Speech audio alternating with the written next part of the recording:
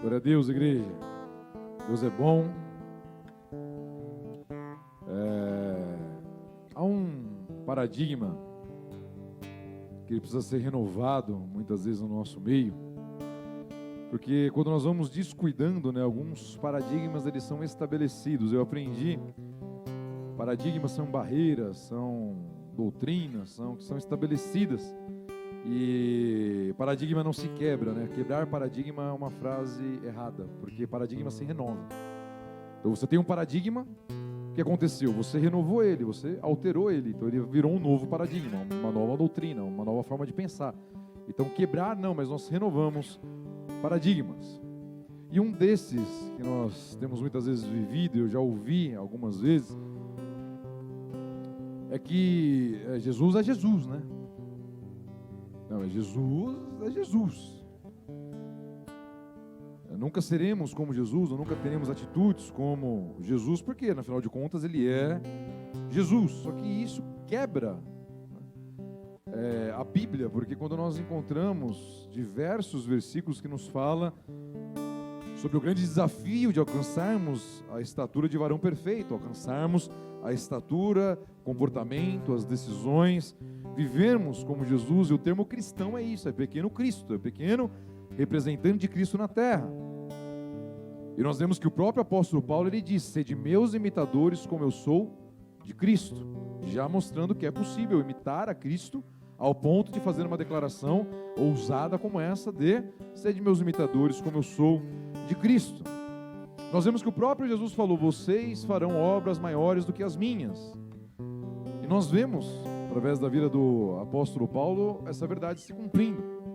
Jesus não escreveu nenhum livro, o apóstolo Paulo escreveu 17, pelo menos que nós temos conhecimento.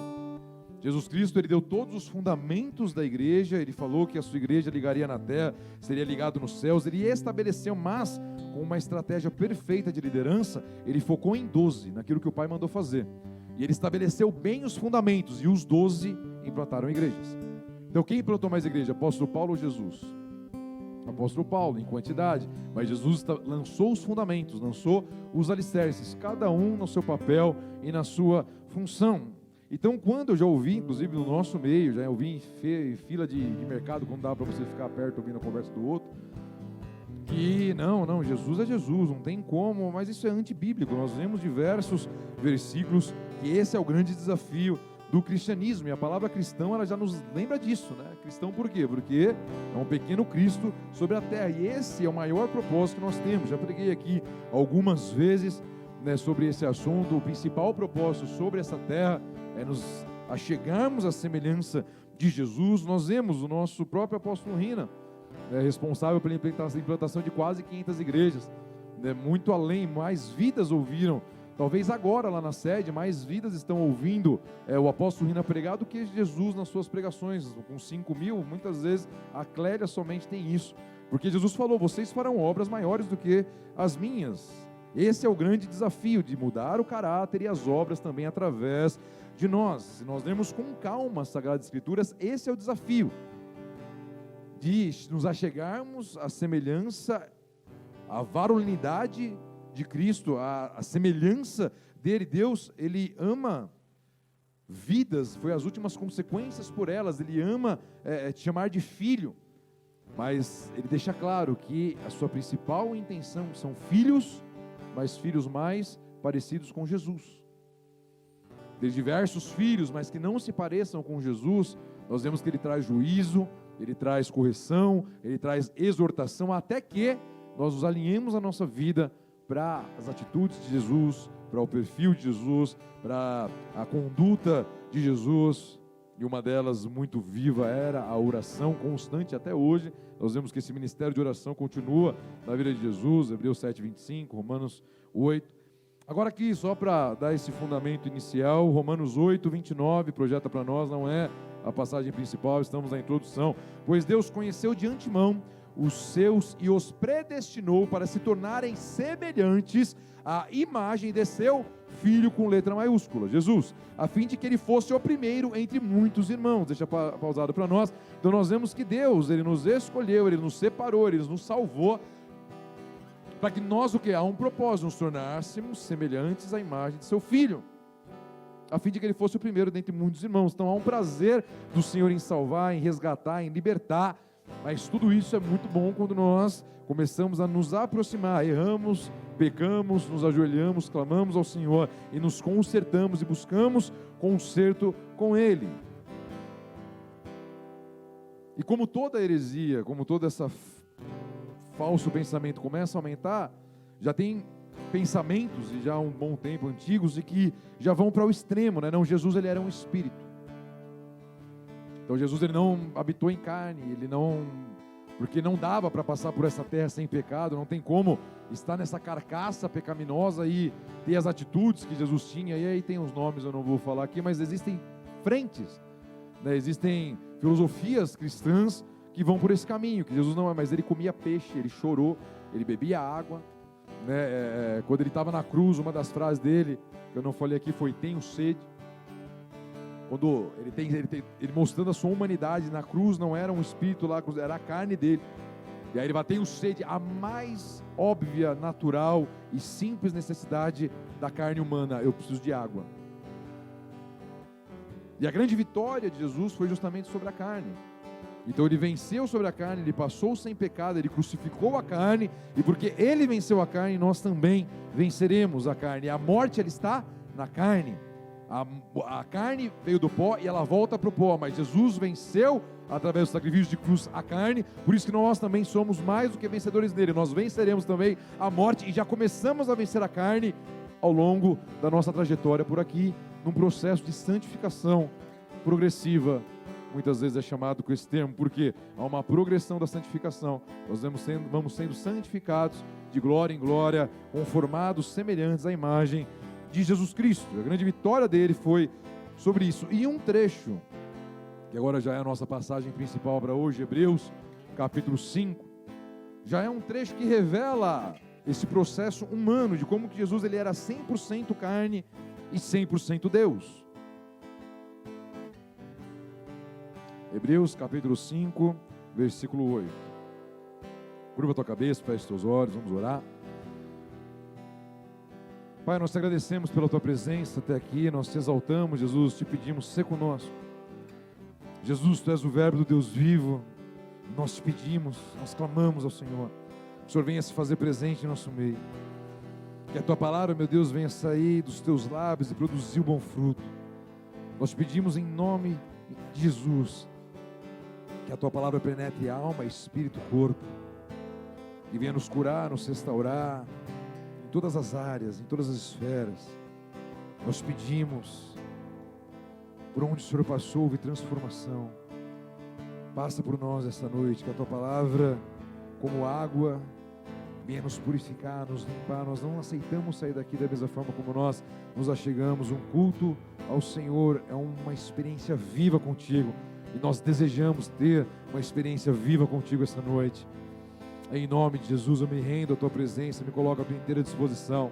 Sei das minhas falhas, meu Deus, as minhas limitações, as minhas anotações são devido a elas, mas eu me coloco, a minha voz, os meus gestos, a minha vida em tua presença. Me usa nessa noite, na vida dos meus irmãos, eu te peço em nome de Jesus, amém e amém. Dá uma salva de palmas a Ele, que Ele é digno.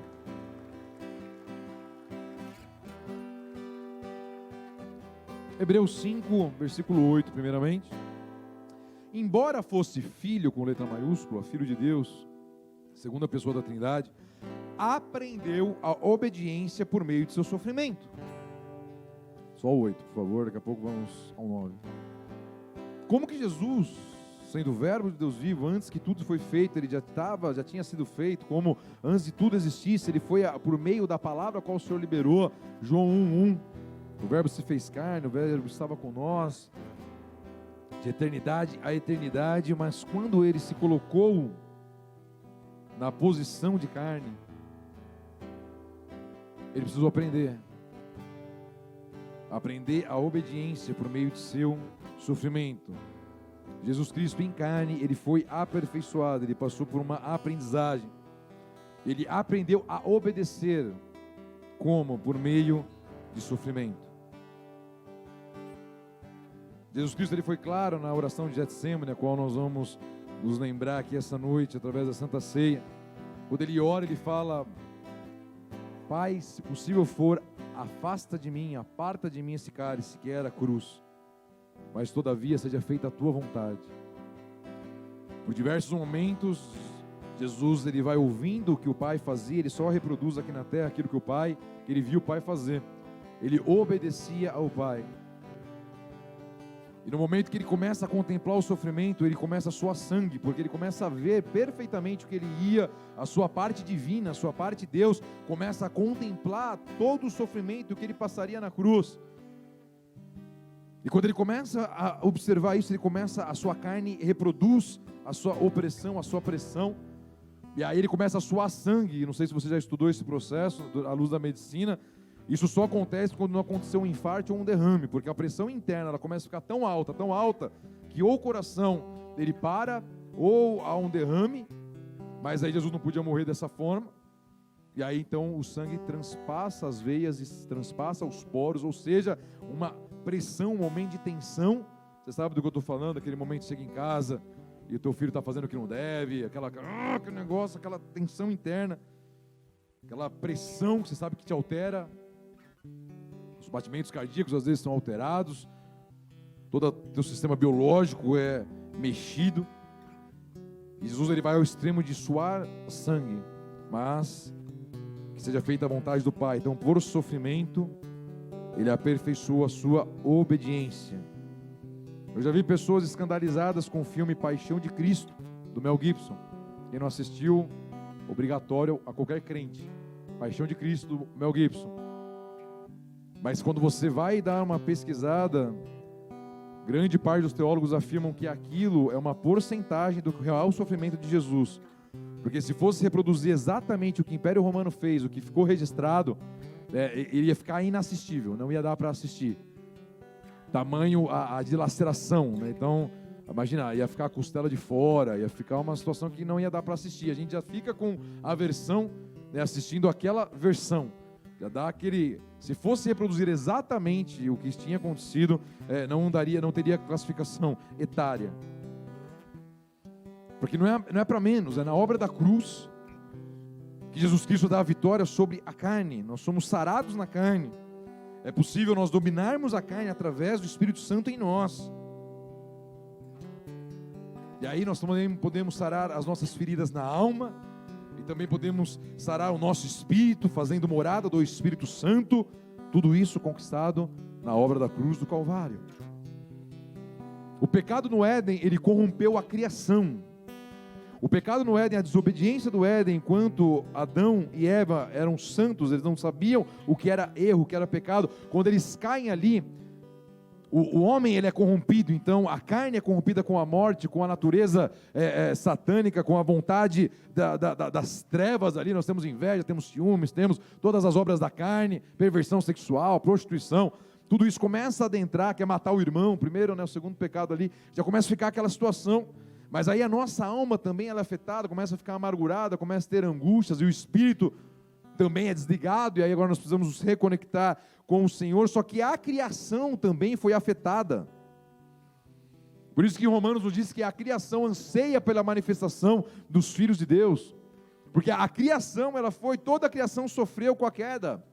A queda no Éden afetou o ser humano, mas também afetou a criação, e a obediência de Cristo, a qual ele aprendeu por meio de sofrimento.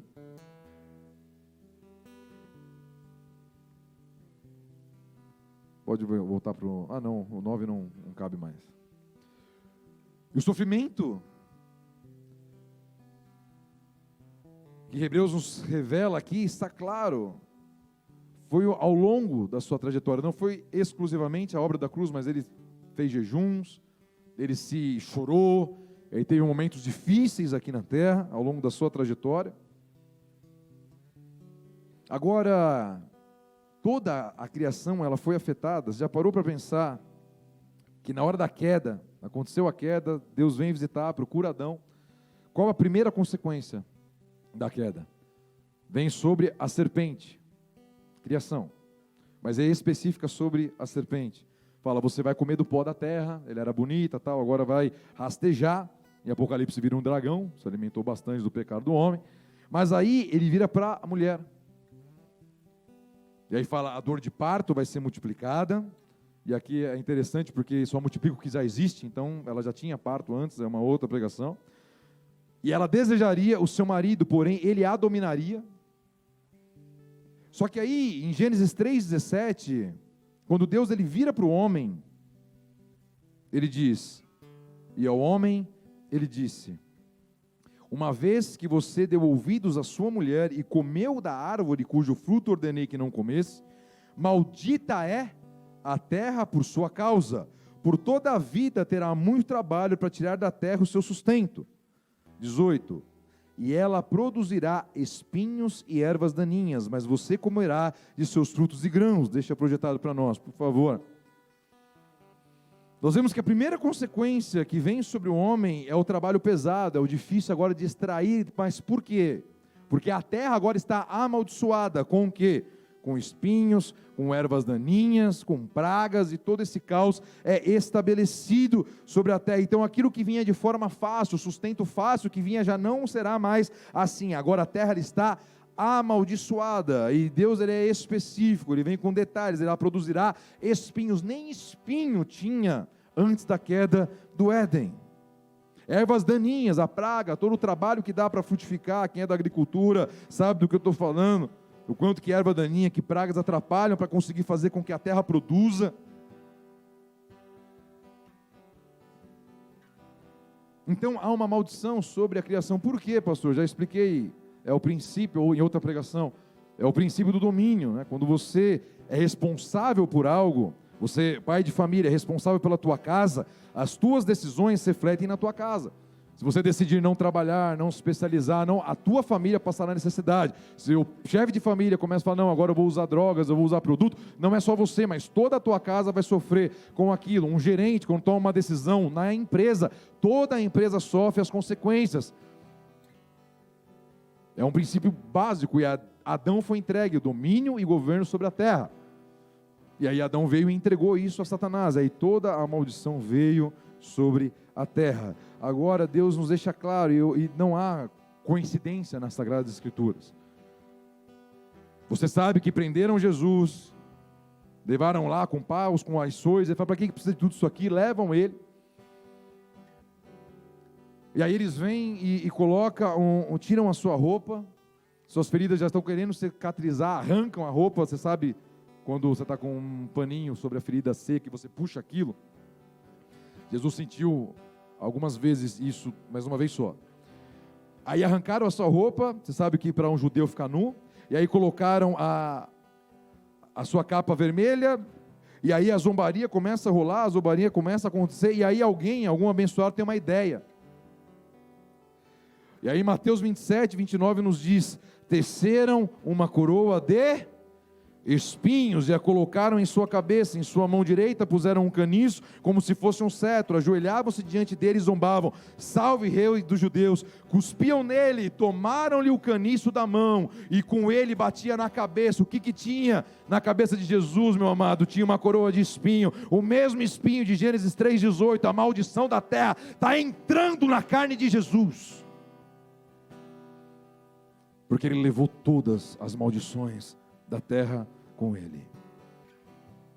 Um sinal de maldição sobre a terra era espinhos e ervas daninhas. Jesus está sendo crucificado, o mesmo espinho está entrando no seu crânio, na sua carne, onde há mais sensibilidade. A maldição do Éden encrava na cabeça de Jesus, porque ele veio para restaurar todas as coisas e aprendeu com a obediência. Toda a maldição do Éden é repousada sobre Jesus, porque ele escolheu ser aperfeiçoado pela obediência, através de sofrimento. Por isso, quando Jesus voltar, tudo será restaurado. Não vai ter mais espinho, não vai ter mais erva daninha, praga, gafanhoto. Isaías 11:6 nos dá uma luz de como será, de como que a maldição da terra foi com Jesus e sairá definitivamente na sua segunda vinda. Naquele dia, o lobo viverá com o cordeiro, o leopardo se deitará junto ao cabrito, o bezerro estará seguro perto do leão, e uma criança os guiará. A vaca pastará perto do urso, seus filhotes descansarão juntos do leão, comerá capim como a vaca. O bebê brincará em segurança perto da toca da cobra. Sim, a criancinha colocará a mão num ninho de víboras. Tudo será restaurado, inclusive a serpente. Porque tudo foi levado na cruz por obediência, por sofrimento de obediência, um propósito a qual Deus estabeleceu e desenhou para que Jesus cumprisse. Tudo será restaurado. Aproveita a picanha por enquanto, porque não vai rolar. A obra da cruz, ela foi completa, ela restaurou todo o processo. E vai se findar na sua segunda vinda, a qual muitos têm arriscado dizer que está próxima. Do sofrimento da carne de Jesus, por suas pisaduras, nós fomos sarados, curados, libertos, limpos, sozo, todo o pacote da salvação. Nessa semana nós vivemos mais uma experiência na torre de oração. Temos algumas lá que nós lembramos todos os dias, orando, glorificando o nome do Pai. Mas uma irmã, ela entrou lá e ela ia fazer um exame, porque o líquido amniótico do seu bebê estava muito baixo e ela ia ter que fazer a cesárea ali, naquele momento, se o líquido não subisse. E ela, 31 semanas, ela falou, não vai ter chance, se for nascer agora, vai ser terrível, né? Tubação, aquela coisa toda. E ela entrou na torre, e aí nós começamos, ela sabia um pouco já do caso dela, e aí nós começamos a orar, levantamos um clamor ali, as mulheres já vinham orando na torre de oração, eu nem sabia, mas nós levantamos um clamor ali, prévia, né? Faltava 1 hora para ela fazer o exame, e ela, com uma série de dúvidas, e ela começamos a orar, começamos a clamar ali, e aí depois ela mandou um áudio no direct da página, soluçando, porque o líquido tinha completamente cessado, não havia mais necessidade de nada, e a médica já estavam todos se preparando para a cirurgia, porque a possibilidade daquilo acontecer era quase nula, e aí o Senhor veio e agiu, porque na cruz de Cristo, todas as nossas necessidades foram sepultadas ali, as nossas fragilidades, toda a doença, tudo, pelas pisaduras dele, foram restaurados. Agora, tudo isso foi conquistado por um tema importante, que o próprio Jesus foi aperfeiçoado, que é a obediência. Não foi só a obediência de Jesus na cruz, foi só a obediência de Jesus na cruz que nos faz alcançar as bênçãos ou que Ele conquistou para nós. Não, é a minha obediência de ler a palavra e crer. Não, foi conquistado por nós, pelas pisaduras dele. A obediência da irmã, de ler e falar, é possível, meu Deus pode fazer isso aqui, e abrir a boca e colocar para fora o problema. Não ficar guardando aquilo, não, eu tenho um problema, eu preciso de ajuda. Como Jesus nos disse, fala, o que você está precisando, como foi ensinado aqui no culto de mulheres. Fala, qual é o teu problema? Eu preciso ouvir, Jesus precisava ouvir, imagina nós. Ele foi chamado para nós fazer obras maiores, né? E que obediência, né? De nós cremos. A nossa parte do processo é cremos nessa obra da cruz, de que tudo foi levado para nós, tudo foi restaurado através da cruz. Agora, perceba algo, a obediência, ela é uma palavra profundamente conectada com fé. Quando Jesus está ensinando sobre perdão, e aí Pedro fala, mas quantas vezes tem que perdoar o irmão? 7? Não, 70 vezes 7 por dia. Aí os apóstolos, olha, aumenta-nos a fé. Fé é para obedecer. Obedecer o quê? 70 vezes 7. Nós vemos que a obediência nas Sagradas Escrituras, ela está profundamente enraizada com a palavrinha fé. Elas andam de mãos dadas. Quando nós oramos pela irmã, nós oramos com fé, mas cumprindo em obediência a palavra, que nos garante, orai pelos enfermos. Orai por aqueles que estão necessitados. A mensagem, ela deveria ser seguida por sinais, prodígios e maravilhas. Há uma ordenança e eu preciso obedecer aquilo que está escrito. Então, para obedecer aquilo que está escrito, eu preciso ter fé. E aí nós começamos a ver como é impossível separar a obediência de fé. E a irmã creu, porque ela leu o que creu. Ela leu e creu naquilo que estava escrito e aquilo se tornou realidade. O presbítero Marcos, quando estava com o seu bebê cheio de diagnósticos, cheio de sentenças da medicina, que se vivesse ia ter sequelas, as sequelas iriam ser terríveis. Aí ele começou a orar, pediu oração para a igreja, começamos a orar, e hoje o menino, o stories dele parece a Liga da Justiça, está voando e tá, o menino não para. Nós vemos o Maurílio aqui, com algumas situações que nós vivemos, amém, nós levantamos um clamor, mas é necessário falar, é necessário obedecer as Sagradas Escrituras, e obedeceram pedindo oração, se sujeitando, submetendo à imposição de mãos.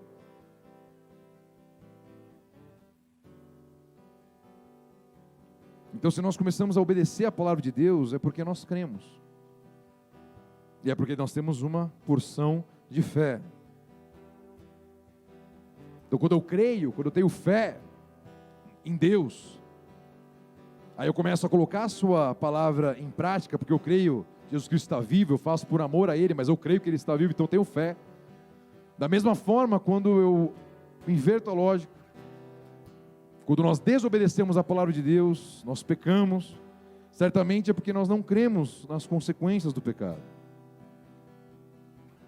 Porque se nós tivéssemos plena consciência do pecado, por causa daquele pecado, nós corremos o risco de perder a nossa casa, de perder a nossa família.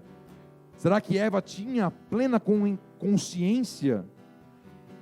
Porque Deus falou para ela, não era para comer para ele, né, para Adão, e Adão instruiu ela. Agora ela não, porque imagina, ela ia ter os hospitais, as doenças, as calamidades, as deformidades, as anomalias, as complexidades, as síndromes das mais variadas, toda essa desgraça liberada sobre a criação por uma desobediência. Se nós tivéssemos fé e crescêssemos, na hora de pecar, nós íamos pensar, cara, isso aqui vai me custar caro. Teríamos noção da eternidade no inferno, e aí ia me gerar um temor. Pastor, isso não é antiga aliança, isso é Velho Testamento. Não. Deixa eu te perguntar, quanto vale o seu dedo? Sem piada política. Quanto vale o seu dedo? Vamos melhorar então. Quanto vale a sua mão? Você venderia a sua mão por 100 mil reais? Não. 100 milhões de dólares? Uma mão. Prótese, já dá para conversar, né? Jesus falou, se uma mão tua faz pecar, arranca ela, para não entrar no inferno. Ou se um membro, se um olho teu faz, tentando trazer a consciência de que há consequência. Aí quando nós não cremos, e aí às vezes a gente vende a nossa santidade, nós nos vendemos por alguma coisa. Quanto será que valeria a tua mão? Por quanto será que você venderia a tua mão? Santidade já tem que ter preço de vida.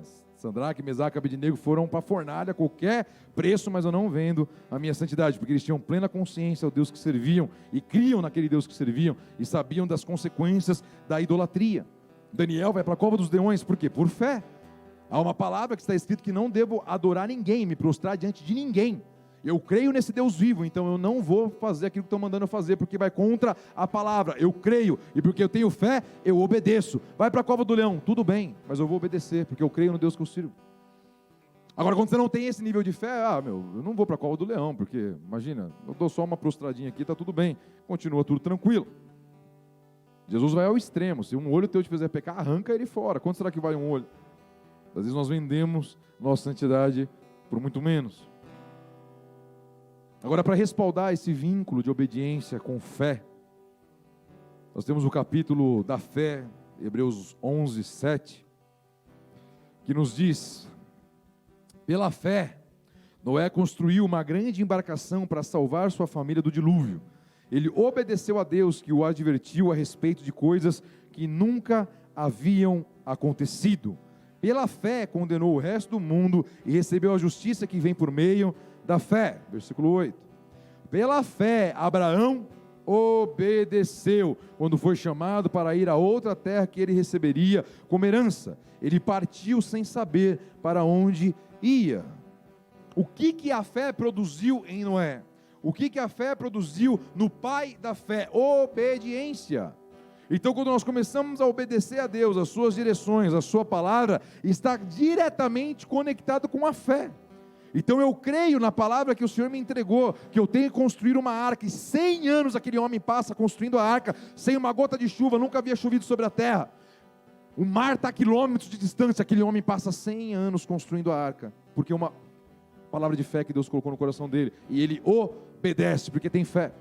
Quando nós vemos Abraão, vai para o lugar onde for, Abraão estava bem na casa dele, eles eram prósperos, estava bem em Ur dos Caldeus, estava tranquilo, debaixo das asas do papai, mas aí Deus vem e dá uma ordem, e aí pela fé ele ouve, ele crê naquela voz que ele ouviu e ele obedece.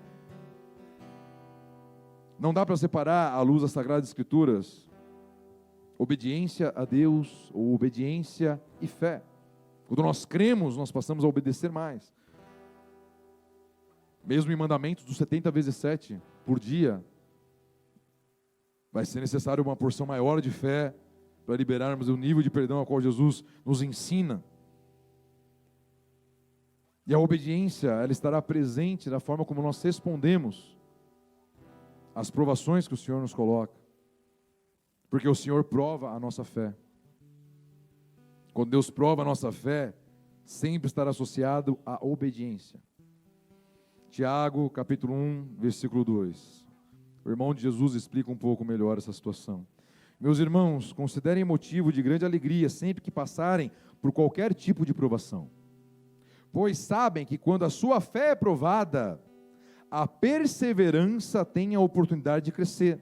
É necessário que ela cresça, pois quando estiver plenamente desenvolvida, vocês serão maduros e completos, sem que nada lhes falte. O que é perseverança? Perseverarmos na fé. O que é perseverar na fé? O que é perseverar com Jesus? É perseverar obedecendo aos seus mandamentos, obedecendo às suas direções, obedecendo à sua voz, obedecendo à sua palavra. Então, quando a nossa fé ela é provada, e nós somos superados, nós vencemos essa provação, nós seguimos em perseverança e temos a oportunidade de crescer com o Senhor. O tema da palavra é como Deus testa a nossa fé. Por pano de fundo sempre terá obediência. Obediência à sua palavra, obediência às suas direções. Agora, será que seria possível nós tabelarmos, colocarmos dentro de um sistema as formas como Deus nos prova? Eu já preguei aqui uma outra oportunidade, na verdade em casa, a primeira live online é boa, né? E aí eu falei lá que a diferença de provação para tentação. Quem tenta é o maligno, mas Deus nos prova. Agora, seria possível nós enquadrarmos Deus dentro de um padrão, porque Ele é infinito por natureza, mas à luz das Sagradas Escrituras nós conseguimos ver 4 formas a qual Deus prova a nossa fé. E você pode encaixar isso em qualquer personagem bíblico, em qualquer situação na tua vida e na minha. O primeiro item que Deus prova e avalia a nossa fé são nas dificuldades.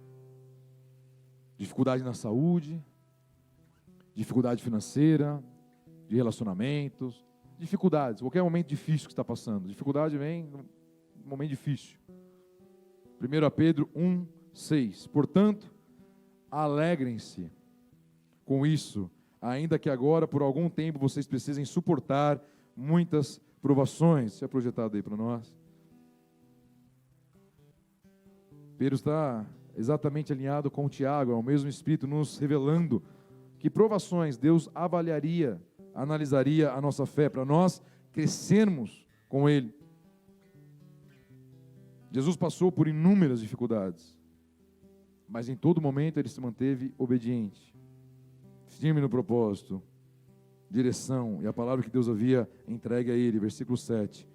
Elas quem? As provações, mostrarão que sua fé é autêntica.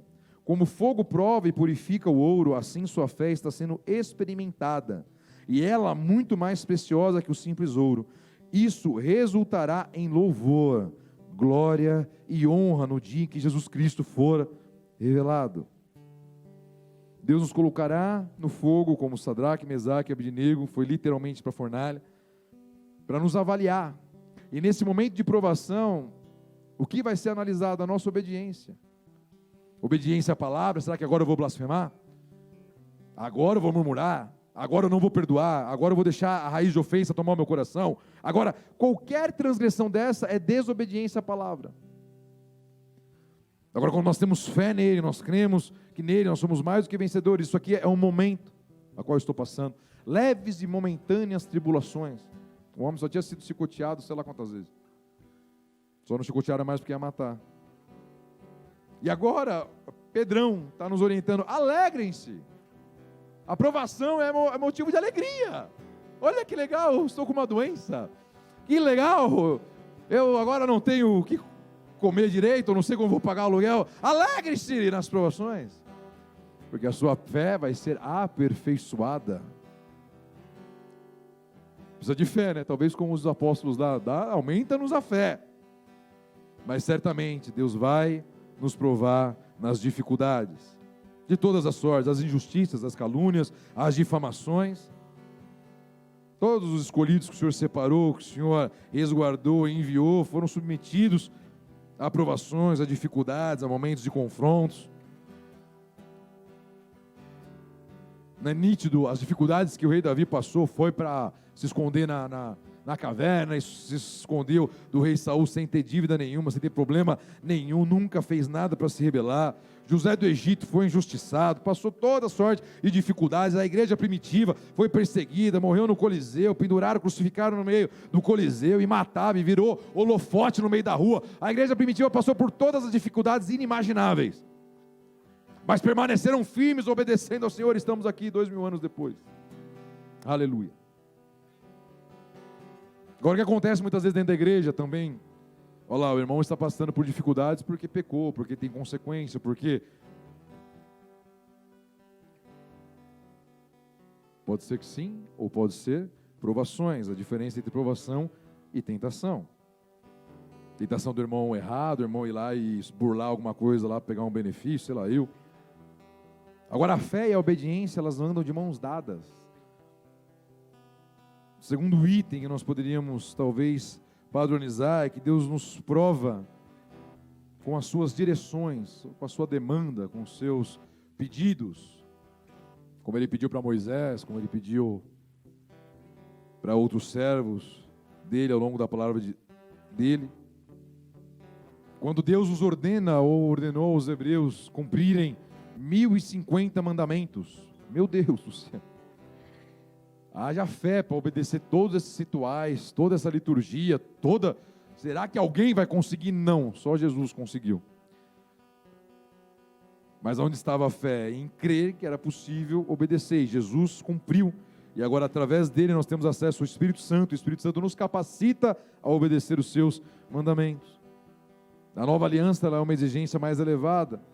Jesus nos diz que se nós olharmos para uma mulher e cobiçarmos ela, já pecamos. A antiga aliança era o adultério consumado. O padrão, o nível, ele é alterado. Agora, esse nível de obediência vai exigir fé, vai exigir busca, vai exigir entrega.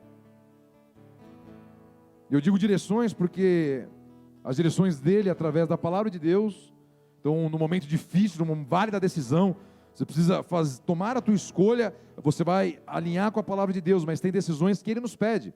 Fala, muda para lá, muda para cá, sai do emprego, larga esse crush, faz isso, faz aquilo. É um momento específico, aí você vai ter que ter fé para obedecer aquilo que ele está mandando fazer. Ou manda casar, agora é hora de casar a casa. Como que eu vou casar? Estou falando, estou contigo, pode ir. Aí você vai, se organiza e por fé, tem que saber muito bem o que está fazendo. Por fé você vai e obedece. Quando Moisés é chamado para cumprir o propósito de libertar o povo da escravidão do Egito, ele não quis. Ele falou, não vou fazer isso aí. Não sei nem falar direito, não estou.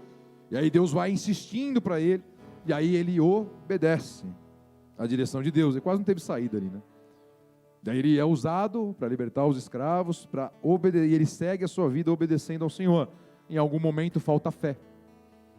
Ele está com todo o seu povo ali, já passou por uma situação, rocha, vou bater, vai sair água. Deus fala, dá uma ordem à rocha. Não é assim.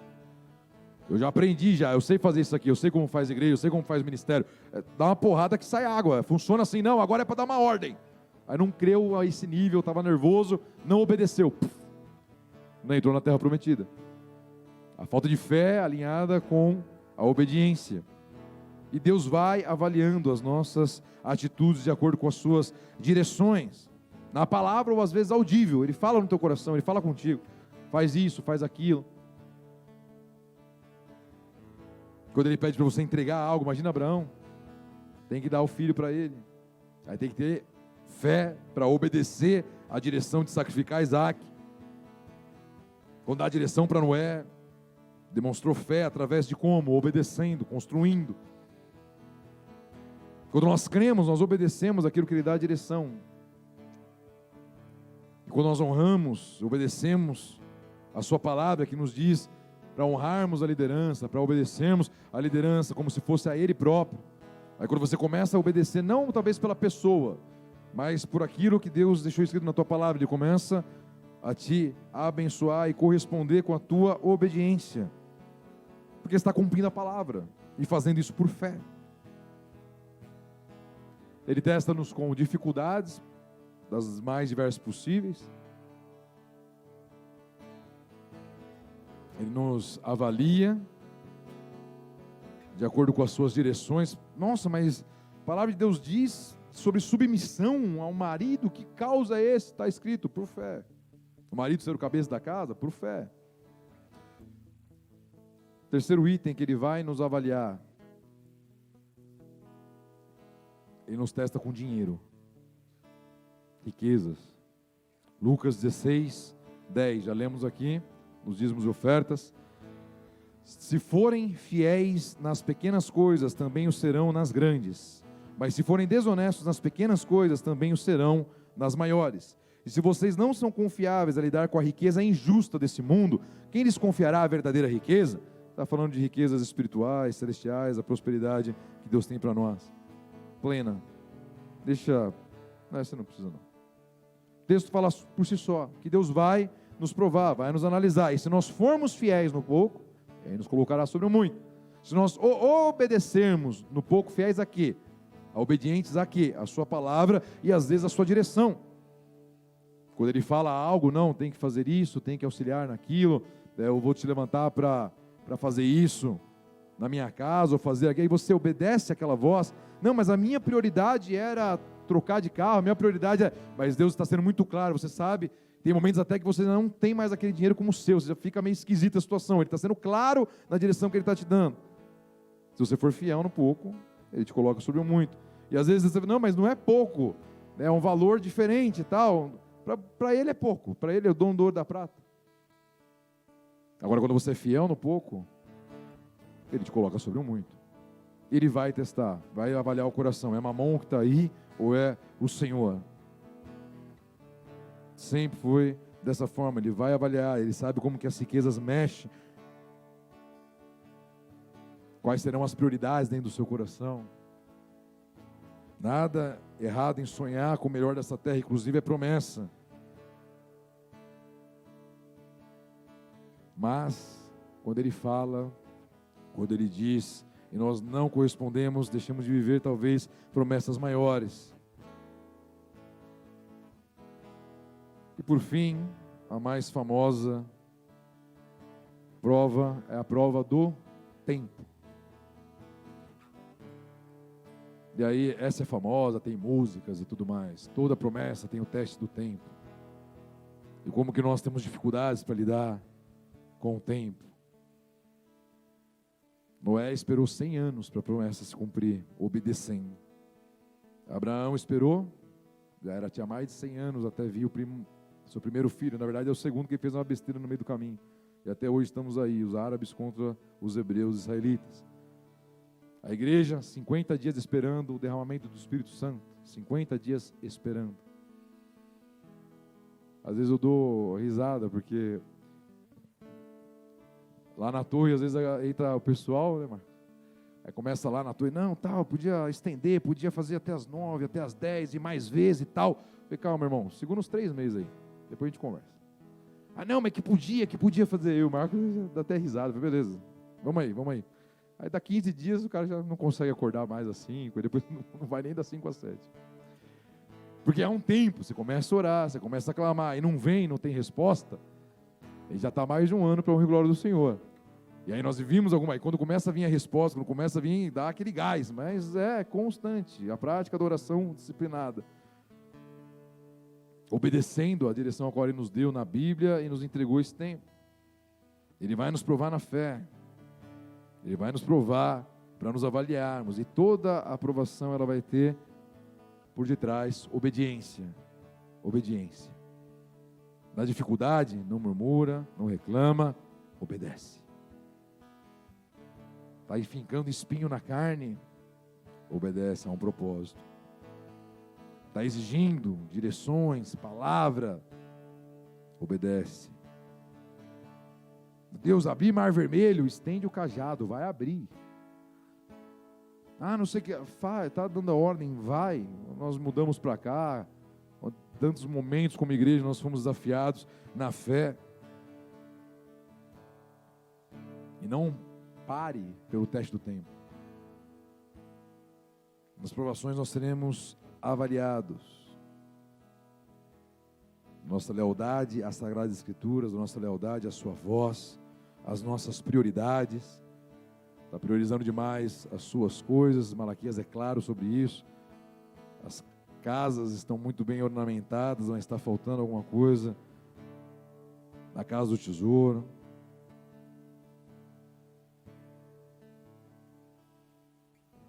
Curva a tua cabeça, fecha os teus olhos.